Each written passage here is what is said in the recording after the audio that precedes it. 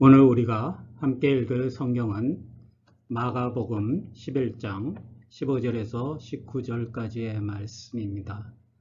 마가복음 11장 15절부터 19절까지를 봉독하겠습니다. 그리고 그들은 예루살렘에 들어갔다.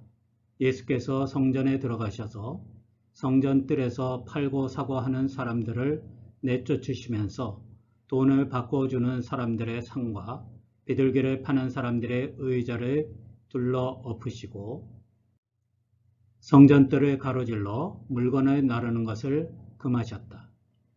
예수께서는 가르치시면서 그들에게 말씀하셨다. 기록한 바 내 집은 만민이 기도하는 집이라고 불릴 것이다 하지 않았느냐. 그런데 너희는 그것을 강도들의 소굴로 만들어 버렸다. 대제사장들과 율법학자들이 이 말씀을 듣고서는 어떻게 예수를 없애버릴까 하고 강도를 찾고 있었다. 그들은 예수를 두려워하고 있었던 것이다. 무리가 다 예수의 가르침에 놀라고 있었기 때문이다. 저녁 때가 되면 예수와 제자들은 을의 성 밖으로 나갔다. 오늘 3월 29일 예배를 위해서 이렇게 온라인으로 설교를 준비했습니다. 하와이뿐만 아니라 미국 전체 그리고 전 세계적으로도 아직 코로나 바이러스가 진정 기미를 보이지 않고 있습니다. 3월 28일 현재 하와이도 확진 환자의 수가 120명 선을 넘어선 것으로 보고되고 있습니다. 이 수치조차 사실 따지고 보면 잠복기가 있기 때문에 일주일이나 열흘 전의 상황이라고 생각한다면 아직 우리는 코로나 바이러스의 증가 추세를 정확하게 짐작하지 못하고 있습니다. 하기 때문에 우리가 이렇게 불편함을 감수하고 있습니다.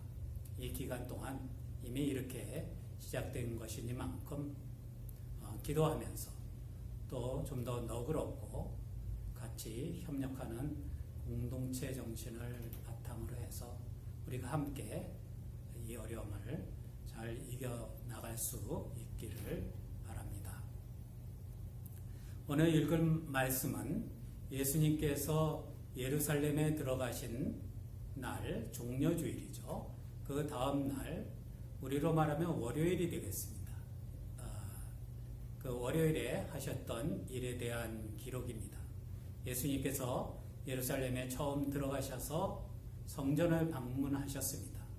그리고 그 성전의 모습을 보고 진노하셔서 성전을 정화했다 하는 이야기가 오늘 읽은 성경의 핵심적인 내용입니다. 사실 따지고 보면 예수님께서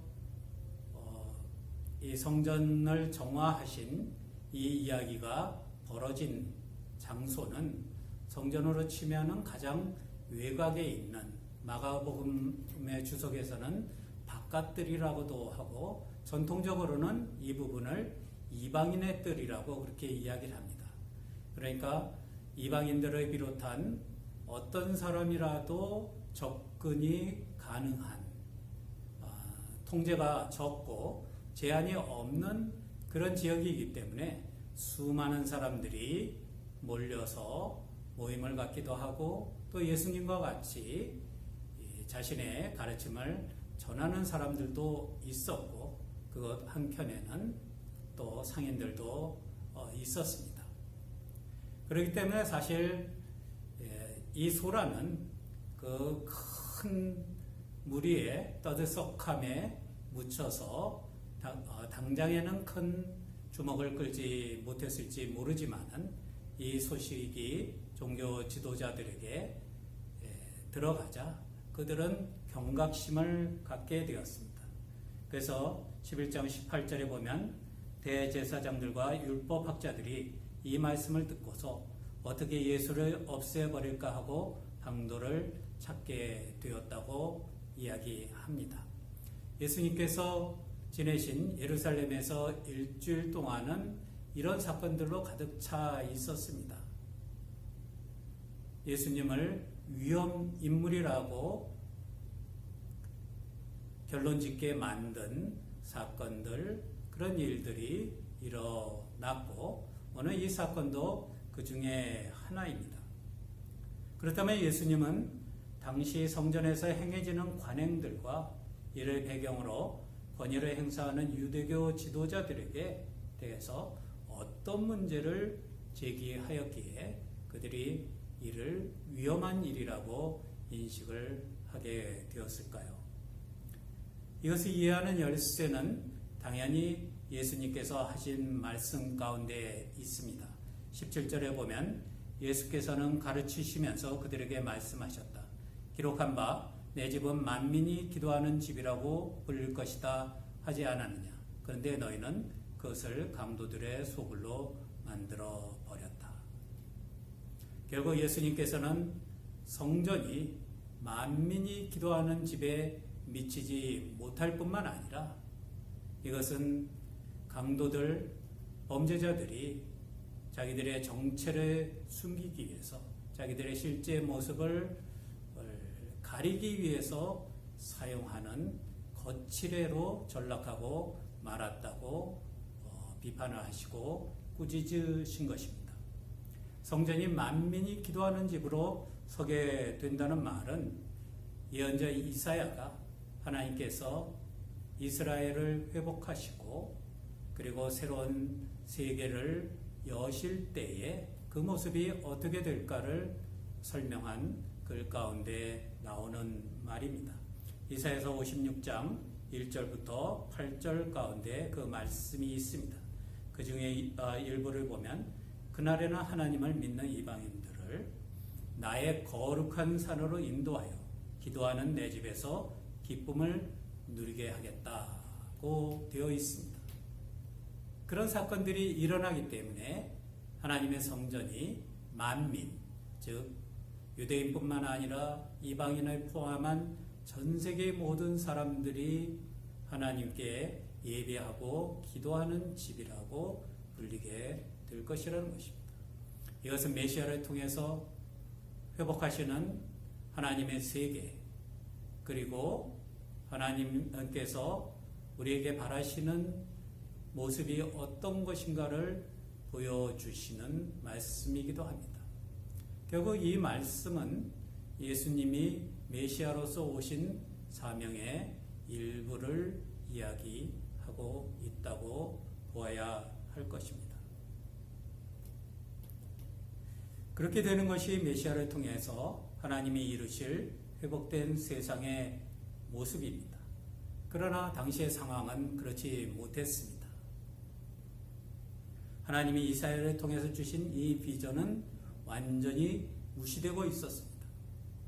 차별은 더 완고해지고 구별은 더 세심하게 나눠지면서 지켜지고 제한은 더 심해졌습니다. 사실 종교에서 사람을 쉽게 통제하는 방법들 가운데 하나는 거룩함을 관리하는 일입니다. 말의 어폐가 있습니다마는 이것은 종교에서는 흔히 행해지는 방법입니다.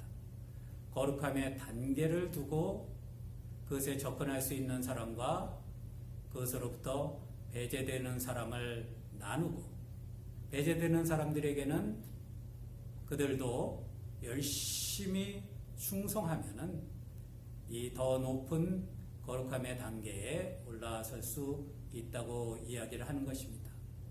그래서 신천지를 비롯한 신흥 종파들 가운데서 요한계시록에 나오는 14만 4천이라고 하는 집단을 중요시하고 그 안에 들어가는 것을 미끼로 내세우는 그런 경우들을 많이 볼 수 있는데 그런 것도 거룩함을 관리하고 그것에 의해서 구별을 두고 그것을 통해서 평범한 사람들을 통제하면서 그러면서 거룩함에 가장 가까이 서 있다고 주장하는 자기들의 권위를 세우기 위한 그런 방편이 될 때가 많이 있습니다.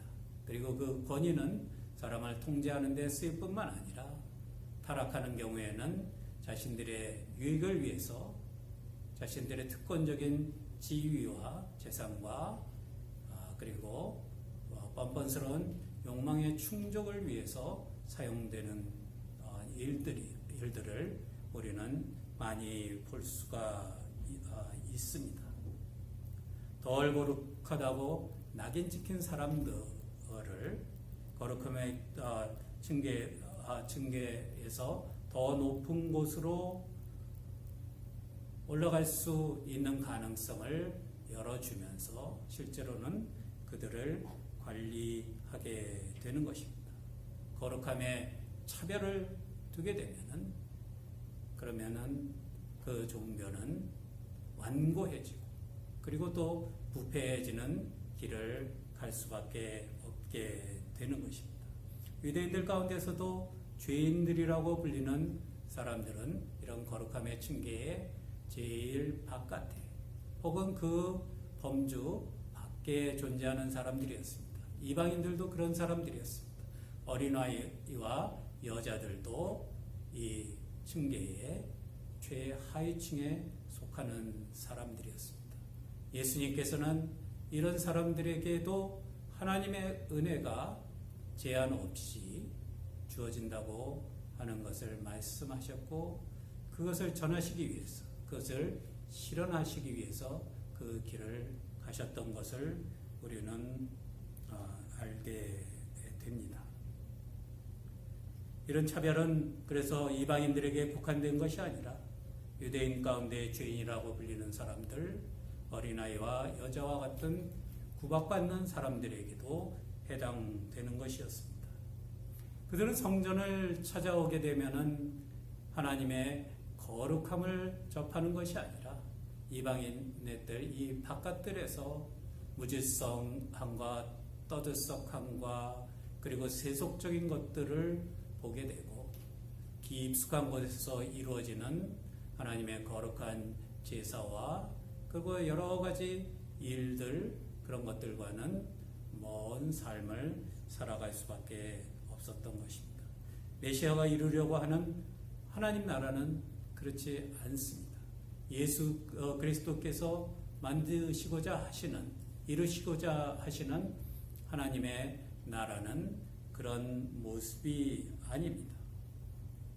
성전은 하나님의 임재를 경험하게 하는 방편이 아니라 사람들을 하나님에게서 멀어지게 하고 거룩함을 독점한 이들이 마음대로 통제할 수 있도록 만들어진 제도로서 존재하는 것, 그것은 메시아를 통해서 이루시는 하나님의 나라에서는 가능한 일이 아닙니다.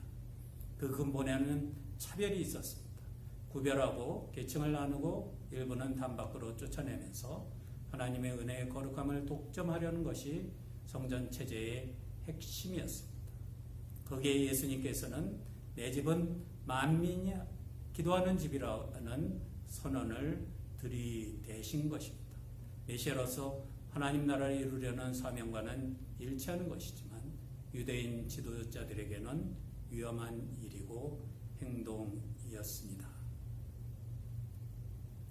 오늘날 우리의 마음과 우리의 삶과 우리 교회는 이런 구별과 차별로부터 얼마나 자유롭습니까? 곰곰이 스스로를 살펴보고 우리 교회와 우리 교회를 포함한 모든 교회들의 현실을 들여다보면은 여전히 우리 삶 속에는 어떤 사람들의 평판 때문에 어떤 사람들의 인격 때문에 그 사람의 사회적 지위 때문에 혹은 인종이나 문화적인 차이 때문에 구별을 하고 그것이 차별로 이어지는 경우들을 너무나 많이 찾아볼 수가 있습니다. 사실 예수께서는 그런 구별을 없애기 위해서 그 담을 허무시기 위해서 오셨는데 오늘날 우리 교회는 예수께서 허무신 그 성전의 모습을 또 재현하고 있는 것이 아닌가 하는 염려를 하게 됩니다. 교회가 제도로서 그러는 것뿐만 아니라 우리 그리스도인들이, 그리스도의 제자된 사람들이 우리의 삶 가운데서도 그런 모습을 그대로 유지하고 살아가고 있다면 예수님께서 그 담을 허무시기 위해서 지신 십자가를 무익하게 만드는 일들 가운데 하나가 아닐까 염려가 됩니다. 에베소서에서는 이렇게 이야기를 합니다. 그분은 유대 사람과 이방 사람 사이를 가르는 담을 자기 몸으로 허무셔서 원수된 것을 없애시고, 그리고 이어지는 말씀이 그분은 이 둘을 자기 안에서 하나의 새 사람으로 만들어서 평화를 이루시고 원수된 것을 십자가로 소멸하시고 이 둘을 한 몸으로 만드셔서 하나님과 화해시켰습니다.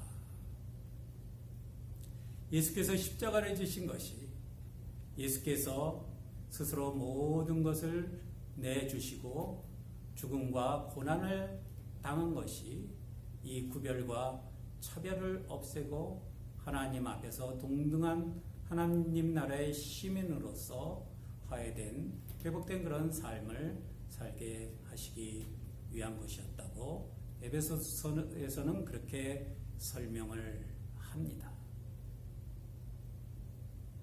우리는 그런 구별과 차별을 의식하고 있지 않을 수도 있습니다. 교회의 여러 문화와 교회 제도 가운데 너무나 깊숙이 자리 잡고 있기 때문에 그 뒤에 서 있기만 해도 그런 것들이 저절로 이루어지는 그런 체제를 이루고 있는 것은 아닌지, 그래서 이런 면에서 우리는 성전과 같은, 예수님께서 비판하신 당시에 성전과 같은 체제를 우리도 만들어가고 있는 것은 아닌지 스스로 살펴보아야 합니다. 예수님께서 모든 담을 허셨습니다. 모든 구별과 차별을 없애고 어떤 사람이든지 만민이 하나님의 집에 나와서 기도할 수 있는 그런 세상을 만드시기 위해서, 그 하나님 나라를 이루시기 위해서 십자가를 지셨다는 것을 우리가 기억해야 합니다. 이 만민이 기도하는 집이라는 말이 예레미야 예언자의 말과 결합되면서 성전 체제의 또 다른 문제를 지적하게 됩니다. 강도의 소굴이라고 하는 말이 포함된 예레미야서 7장은 예레미야 예언자의 성전 설교라고 알려진 부분입니다. 예레미야 예언자가 성전 앞에서 이 말씀을 선포했기 때문입니다. 마치 예수님께서 성전을 정화하시고 그 후에도 지속적으로 성전에서 많은 사람들 앞에서 하나님 나라를 가르치신 것과도 비슷한 상황입니다. 이 말씀은 이렇게 이어집니다. 너희는 이처럼 내가 미워하는 일만 저지르고서도 내 이름으로 불리는 이 성전에 들어와서 내 앞에 서서 우리는 안전하다 하고 말한다. 너희는 그런 역겨운 모든 일들을 또 되풀이하고 싶어서 그렇게 말한다. 그래, 내 이름으로 불리는 이 성전이 너희 눈에는 도둑들이 숨는 것으로 보이느냐. 예레미야서 7장 10절과 11절의 말씀입니다. 삶 가운데서는 자신들의 본능을 만족시키는 쾌락을 누리고 욕망을 채우기 위해서 부와 여러 가지 특권들을 폭력적인 방법을 마다하지 않고 수단 방법을 가리지 않고 추구하며 싸우는 사람들이 때가 되면은 성전에 와서 기도하는 모습을 보임으로써, 성전에 와서 하나님께 예배하는 겉모양을 보임으로써 자신들이 그런 사람들이 아닌 양 그렇게 위장하는 방편으로 성전이 사용되고 있다고 하는 것입니다. 그렇게 기도하는 신용을 하면서도 우리는 하나님 앞에 예배를 드리고 기도를 하기 때문에 안전하다. 하나님이 지켜주시니까 세상의 위협으로부터도 안전할 것이고 바빌로니아의 침략으로부터도 우리를 하나님께서 지켜주실 것이다 라는 거짓 환상을 퍼뜨리면서 살아가는 사람들의 모습이었습니다. 성전에서 하는 기도가 하나님께 가까이 가고 하나님의 뜻을 따라 거룩함에 이르기 위한 신실한 행동이 아니라 세상에서 저지르는 온갖 엉망투성이에 부끄럽고 그리고 하나님이 미워하시는 일들을 저지르는 것을 가리는 방편으로 이용되고 있음을 지적하는 고발이었습니다. 그들이 선포하고 있는 거짓 평화에 대한 고발이었습니다. 그리고 그들이 자신들을 지켜주시리라고 믿는 하나님께서는 다른 마음과 다른 생각을 가지시고 계시다는 그런 경고였습니다. 예수님도 성전이 본래의 역할을 하지 못하고 있음을 꾸짖으셨습니다. 하나님께 가까이 가고 그리고 그래서 하나님의 뜻과 하나님의 계획을 이해하고 그에 따라서 주어진 사명을 감당하며 사람들을 보다 하나님께 가까이 인도하는 일들이 삶의 중심이 되는 것이 아니라 자신들의 욕망을 채우는 일이 우선이 되고 그리고 모든 예배와 의식과 하나님께 바쳐지는 모든 것들이 그것들의 추악한 모습을 가리기 위한 방편이 된 것, 거치레가 되어버린 그런 종교를 예수님께서는 준엄하게 꾸짖으셨습니다. 성전과 그 특권층을 향한 예수님의 꾸짖음은 우리를 향한 말씀이기도 합니다. 우리가 정말 하나님의 백성으로서 살아가는 삶의 모습이 없이 그런 노력이 없이 살아갈 때는 자기의 욕심을 따라서 본능을 따라서 욕망을 따라서 행동하는 것을 부끄럽게 여기지 않고 그것을 고칠 생각도 없이 하나님 앞에 나와서 기도함으로써 예배드림으로써 그 겉모양을 통해서 자신의 모습을 위장하고 그리고 또 스스로 거짓 평화의 환상 속에 빠져 들어가는 그런 종교의 모습, 그런 믿음을 가진 사람들의 모습은 우리들에게도 큰 경고가 되는 이야기입니다. 이 성전 정화 이야기의 앞뒤에 열매를 맺지 못한 무화과 나무 이야기가 있습니다. 거칠에만 무성하고 열매가 없는 사람들, 거칠에만 무성하고 속으로는 아무런 결실을 맺지 못하는 그런 사람들을 빗대는 의미가 있습니다. 기도하는 집을 강도의 소굴로 이용하는 사람들도 결국 믿음의 열매가 없이 겉모양만 가지고 있는 사람들이지 않겠습니까? 예수님을 따르는 하나님 나라의 백성들은 자기 자신과 자기 욕망을 더 중요시하면서 믿음을 거칠애로 이용하는 사람들이 아니라 마음과 몸과 삶이 하나님을 향하여서 중심이 바로 선 사람들입니다. 그래서 예배와 기도에 힘쓸 뿐만 아니라 삶 속에서 어떻게 하나님의 뜻을 이루어 나갈 것인가, 그리고 내 생각과 내 인격이 하나님의 뜻을 따라서 그리스도를 닮은 그런 마음과 인격을 형성해 나가기 위한 진지한 노력이 있는 사람들입니다.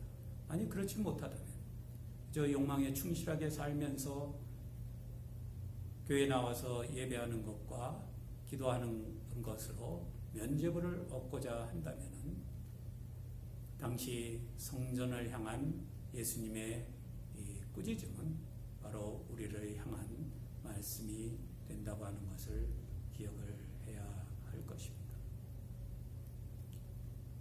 예배가 진정으로 하나님께 드리는 예배가 되기 위해서 교회에서 드리는 기도가 거칠애가 아닌 진정한 기도가 되기 위해서는 우리의 삶에서 열매를 맺는 그런 삶을 하나님께 제물로 드리는 예배가 있어야 합니다. 로마서 12장 1절에서는 이렇게 말씀하십니다. 여러분의 몸을 하나님께서 기뻐하실 거룩한 산 제물로 드리십시오. 이것이 여러분이 드릴 합당한 예배입니다 하는 것입니다. 예수님께서 내 집은 만민이 기도하는 집이라고 불릴 것인데 내 너희는 이 집을 강도의 소굴로 만들었구나 하고 탄식하시며 준엄하게 꾸짖으셨습니다. 이 예수님의 말씀은 오늘날 우리들의 교회와 그리고 또 하나 성전으로 인정받고 있는 우리들의 삶을 위한 예수님의 경계의 말씀인 것을 기억할 수 있기를 바랍니다. 활짝 열린 하나님 나라에 우리 모두가 함께 참여하고 예배하고 찬송하는 것에 대한 꿈을 가지고 그리고 삶 속에서 하나님의 뜻을 이뤄가는 일에 대한 열심을 가지고 정말 우리의 성전이, 우리의 교회가, 우리의 믿음이 만민이 기도하는 진정한 하나님의 집이 될 수 있도록 끊임없이 나아갈 수 있기를 바랍니다. 기도하겠습니다. 하나님 감사합니다. 이 어려운 시기에 우리 갈보리 교회의 믿음의 식구들을 한 사람 한 사람 돌보시고 지켜주심을 감사드립니다. 혹시 어려운 가운데 있는 이들이 있으면 주님께서 특별한 은총으로 돌보아 주시고 우리 서로 사랑하고 아끼는 마음으로 서로에게 힘이 되는 귀한 기간이 될 수 있도록 도와주시옵소서. 이 질병의 퇴치를 위해서 겪는 여러 가지 불편이 있지만 그 가운데 특별히 자신들의 건강과 자신들의 생명을 내놓고 이 질병의 퇴치를 위해서 수고하고 고생하는 이들이 있음을 저희들이 기억합니다. 그들에게 힘을 주시고 그리고 이 질병으로 인해서 고난받는 모든 이들이 속히 나음을 입을 수 있도록 하나님께서 은총을 베풀어 주시옵소서. 우리가 정말 하나님께서 원하시는 하나님 나라, 회복된 메시아의 나라에 합당한 삶을 살아갈 수 있도록 축복하여 주시옵소서. 예수 그리스도의 이름으로